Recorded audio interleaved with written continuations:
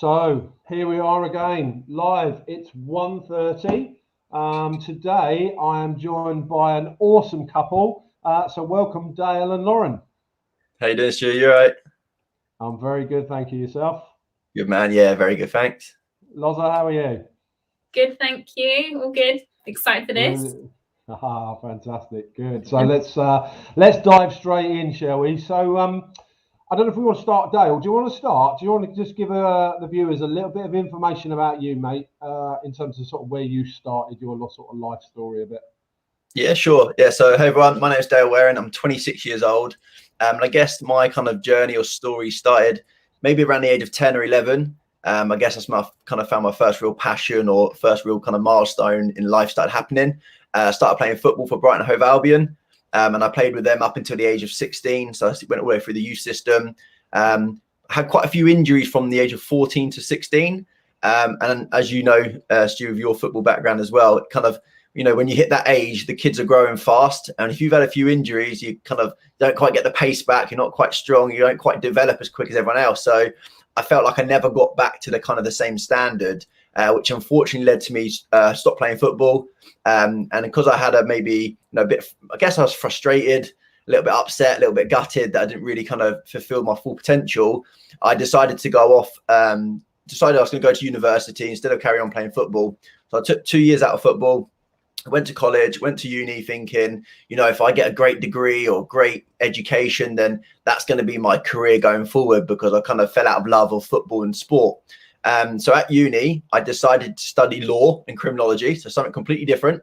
Again, I think I just had a little bit of maybe resentment towards sport and football. I was like, I need to do something completely different to take my mind off of it. So I went to university, studied criminology and law, absolutely loved studying it.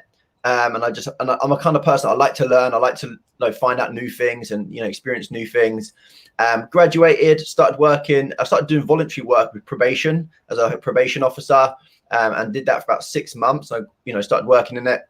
And it wasn't necessarily, I didn't really enjoy the office environment. Someone who's always been in sport and always been active, to then be sat at a desk all day, I was kind of like, contradicting like my actual passion and think, the person I wanted to be. I found it was maybe a little bit stressful, a lot of time commitment, a lot of commuting as well. So within that 6 months, I quite realized maybe the job wasn't for me. So I guess that's a bit about my background in a couple of minutes there. Wow, unbelievable. That's amazing. Sorry, Lauren, to cut across you. Going from doing football and being out there in the fresh air and getting exercise to sitting down in an office. Yeah. Slightly diverse, yeah? Yeah. So, Lotta, what about yourself? Stuart, it's exactly what I was. It's exactly what I was going to say. Like, I cannot imagine Dale ever sitting still, sitting in an office. What's that in the background? Yeah, this is probably the longest you'll get him sit down still. Oh, that's amazing. Thanks, Dale. What about yourself then, Loza? So completely different background to Dale, actually. I never really knew what I wanted to do when I was growing up. I didn't know what career path I wanted to take. I went through college. I finished college with good grades, but I still didn't know really what I wanted to do. So I decided to take a gap year, felt completely lost, somehow ended up in a degree in teaching, because if you don't know what to do, right, they say you end up becoming a teacher. So that's exactly what happened. But I found, I've always loved, I guess, looking after people, that like nurturing side. So, I absolutely loved the degree, went into teaching. And it wasn't that, I love working with children, loved the actual sort of 9 till 3 part of the job, but never had any free time, I remember when I first got with Dale, like I'd be working all weekend, get to Sunday night, I'd have that like anxiety feeling in my tummy where I was like, oh, I've got to go to work tomorrow. I was working 60 plus hours a week teaching. There's all those political pressures and so it wasn't, I didn't love the job, but I found myself feeling quite stressed, tired, overworked, undervalued. And that's sort of where I ended up. So would you like to be in teaching now, Lauren? No. You and me both. I think that's why we both got out, isn't it? So fascinating. Thanks very much for sharing your story, guys. But your story doesn't end there, does it? Because you're now, both of you, one of the hottest entrepreneurial couples around that I know. So Dale, can you just, if we go back to you, if that's okay, Lauren, let's talk about what you do now, because obviously you started off saying, look, this is what I was doing. I didn't make it. I came out of the game pretty much like myself. And you went into doing that sort of 9-to-5 job here, there, and everywhere, but a lot of it was sitting behind a desk. So just tell everybody what you do now. Yeah, so and I guess I never really saw myself as an entrepreneur before, either or ever, actually, really. I think I kind of maybe more fell into it because, you know, I actually started off as a client with what I do now. So I was, you know, always into the gym. So I wanted to get a body result. And, you know, I started using these products. I got a great result using the products. And naturally, friends and family started asking me, what are you doing? How are you getting good results? So I started like referring them and helping them with my coach. And before I knew it, within a month or two, I'd made like £500. And I was at uni still at the time. And I was like, well, £500 a month is, you know, not bad. Yeah, exactly that. 2 more nights out, you know, it was living the uni life. So it made a massive difference. And then obviously I started working a job, and I still had a very good part-time income because I was doing this just like as a little hobby on the side, I guess, as that little extra hobby. And at one point, like I said, I just got so fed up of working a job with everyone moaning all the time, stuck in the office. Like, I just realized it wasn't my environment. And because I was making the same amount of money part-time with this side hustle that I was with my full-time job, I was like, I'd be silly to keep doing this, doing a job I don't enjoy, when I could be, you know, doing something that I'm having great fun with, I'm loving, I'm making an impact on people, you know, and I'm making more income, and it gives me like more time freedom. So I was like, you know, if I could really, you know, learn the, you know, the trade, how to become an entrepreneur, how to work this business and help more people get great results like I've got, and then teach other people to do the same, you know, it's a win-win. So for me, I kind of fell into it. And I guess with our company, we get really well, like mentored and coached and nurtured into, you know, becoming an entrepreneur and having the right mindset of becoming an entrepreneur. I think that's kind of how it's, you know, just gone for me. So it's more like a gradual process, like a natural kind of process. But I would say I see myself now as an entrepreneur. Like I started looking into different stuff, like we're looking to go into property, but also being an entrepreneur gives you the freedom to do extra stuff. It gives you that freedom to explore different areas. Like, you know, on a weekend now, I'm actually freelancing as a football scout, a professional football team. So it's allowed me to like put my hobbies together and do other avenues. And like now I've got the free time, although I'm in the office now, like this morning, I've been out all morning playing football. You know, having that entrepreneurial lifestyle now gives me the balance of both. And yeah. Is your daughter playing already, is she? She dribbles well. Fantastic. That's amazing. Thanks for sharing that, Dad. So what about you, Loza? What about how have you got into things? Because I know your story is a bit of a cajoling, wasn't it? Yeah, it was. Similarly to Dale, I, you know, also sort of originally, I guess, stemmed from looking for a body result. That's how I initially got introduced. Had an incredible result, but at that point, like Dale, I didn't see myself as an entrepreneur. I didn't see myself as, you know, building or running a business. You know, I was just always a teacher. That's always what I'd ever known and who I was. So I carried on working on my result. I felt incredible. I had this amazing transformation. And just naturally, I could see that the business worked because I was with Dale, and I could see how successful he was becoming quite quickly. But I just thought, you know what, it's not for me. I don't know, you know, I had all these sort of fears and I guess insecurities as to why I couldn't. But naturally, just I think it was that nurturing side of me where I wanted to help other people feel as good as I felt. Started helping people with their results as well. And like Dale, very quickly started building a sort of a side income, I guess. That extra £500 a couple of months in made a big difference because I was living at home at the time. Within a year, I then went part-time. So I was able to reduce my hours teaching and put more into having a bit more free time and building my own business. And obviously you've mentioned that we've got a little girl called Olivia. So more recently now, I'm, you know, a new mum and I've not had to have that pressure to have to go back to work after maternity. So, you know, it's definitely that time freedom is definitely sort of accounted for a lot, I guess.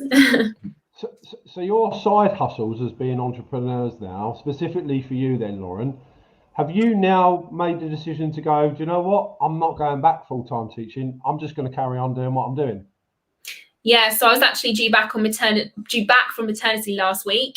And I think it's a blessing in disguise, really, because, you know, especially with the year that we've had, I haven't had the year of maternity that I thought I was going to have with Olivia. So, you know, being able to just say, actually, do you know what? I can be a full-time mum now. I can spend that time with her, and yeah, I'm in a position where I haven't had to go back to work because, you know, we've built up that side income that's now a full-time income. Absolutely amazing. And how many parents do you think are out there that go through that anxiety? And I can't talk for women, obviously, because I'm not one.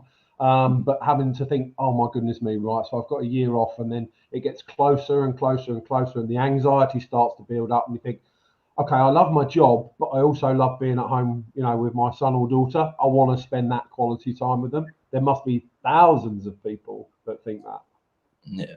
It makes us even more passionate about what we do, because we know there's so many people out there that we could help feel how we get to feel and be in a position that you know, like a position that we've been able to put ourselves into.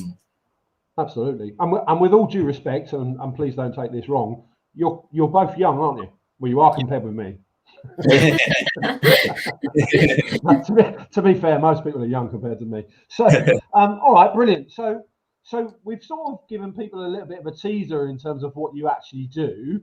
Okay. But do you want to just let everybody know what it is exactly you do and who it is that you actually help, and how you've managed to build this fantastic entrepreneurial relationship between you?